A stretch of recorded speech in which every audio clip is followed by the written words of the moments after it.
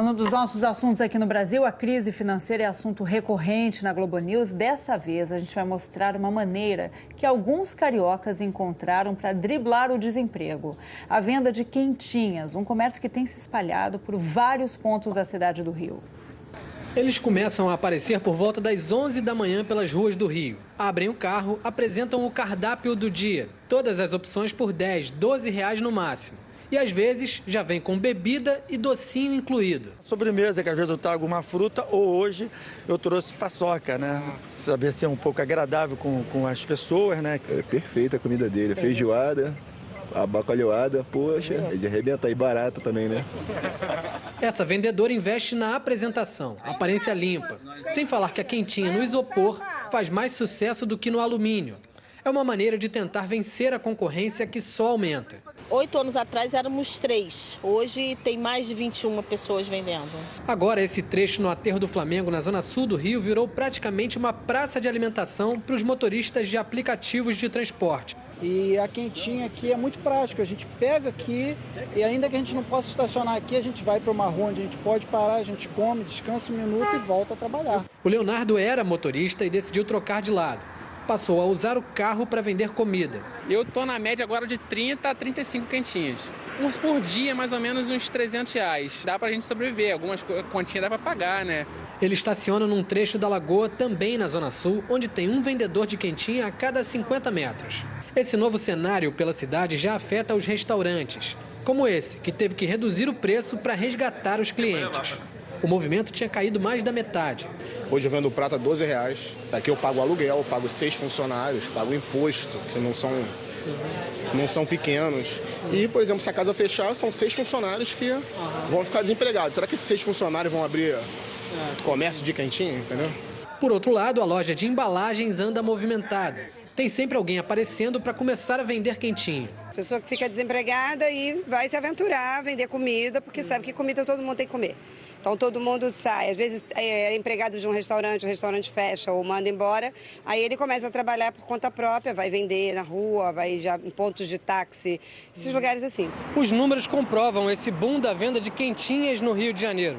Olha só a comparação. No segundo trimestre de 2016, segundo o IBGE, havia pouco menos de 8 mil vendedores de quentinha pelo Rio. Um ano depois, subiu para 45 mil. Aumento de 463%. Não só aqui no Rio, mas em outros estados isso também está acontecendo, a pesquisa mostra isso, pessoas comercializando comida, né? E você vai me perguntar, essas pessoas podem estar gerando também emprego? Sim, mas é um emprego sem carteira. Isso é uma saída. Num primeiro momento de uma recuperação de crise, isso é uma resposta. O que não pode é isso durar muito tempo, porque a gente sabe a dificuldade, né, e os problemas que traz a informalidade não só para a pessoa, mas também para o país. A Simone precisou contratar, sozinha não conseguia mais. Agora, ela lidera um time que vende mais de 100 quentinhas por dia. Bom, eu comecei numa cozinha em casa. Aí eu tive que abrir uma loja, alugar uma loja. Agora em fogão industrial, tem uma equipe. Então o negócio da quentinha vai indo bem. Tá indo bem, graças a Deus.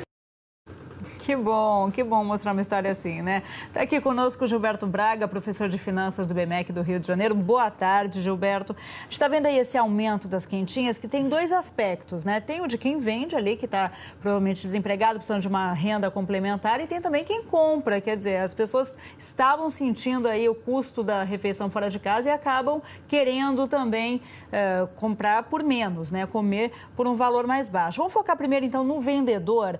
Queria pensar um pouquinho, são 13 milhões de desempregados no país. Muita gente está empreendendo, fazendo quentinha nesse caso, por necessidade, não por oportunidade, né? Na verdade, quando você não tem um emprego, a forma de sobrevivência é buscar algum tipo de ocupação. E tem aquela coisa de que quem vai fazer a quentinha, quer dizer, o novo fornecedor, o entrante no mercado, ele não precisa de investimento. Normalmente ele começa no fogão de casa, na própria casa, com uma quantidade pequena. Então ele tenta sempre atrair uma clientela a partir da sua forma de preparo, ou seja, da sua culinária, da sua variedade, e ali conquistar uma clientela fiel para depois começar a crescer. Então, é uma atividade para a qual você não precisa ter capital para investir. E isso facilita muito, depois de tentar se reempregar sem sucesso, o fornecimento de refeições, as chamadas quentinhas, passa a ser uma opção interessante. Não para se ganhar muito dinheiro. Poucos são aqueles que se tornam grandes empresários do ramo, mas com certeza é uma forma lícita, honesta de sobrevivência. Pois é, a gente viu aí a reportagem no Rio de Janeiro, já teve muita reportagem também feita em São Paulo, com aumento também do número de quentinhas. É uma coisa só dos centros urbanos ou é uma questão nacional? As pessoas estão buscando essas alternativas de renda? Olha, isso é mais concentrado nos grandes centros urbanos, exatamente pela possibilidade de você ter uma grande diversificação de público interessado nisso. Nos grandes centros, a gente tem um problema também de mobilidade. Então, muita gente não consegue voltar para casa para fazer as refeições. Ou seja, você tem que comer na rua, seja na hora do almoço, ou seja, na saída do trabalho, porque vai para uma faculdade ou vai fazer uma outra atividade pessoal. Então, a quentinha aparece como uma opção. Então, isso normalmente é concentrado nos centros urbanos, até porque muita gente que é consumidora são pessoas que recebem ou ticket de refeição e aí usa o ticket no supermercado, acaba ao longo do mês e busca uma forma mais econômica, ou seja, mais barata para se alimentar. E é exatamente nesse sentido que a quentinhas aparece como uma possibilidade viável e menos custosa para essas pessoas. Mas vamos falar do impacto dos preços para essas pessoas que estão aí vendendo quentinhas. A gente tem visto os alimentos em queda, né? Alguns com algum destaque no sentido contrário, mas um geral ainda em queda. A gente viu o IPCA saindo aí essa semana mostrando isso. Mas tem outros custos aí que podem ter um impacto grande, né? Como o gás, por exemplo. Exatamente. Um dos vilões dessa última inflação que foi divulgada agora foi o aumento do preço do botijão caseiro, aquele de 13 quilos, o botijão de gás, que tradicionalmente é utilizado na maioria das residências no Brasil.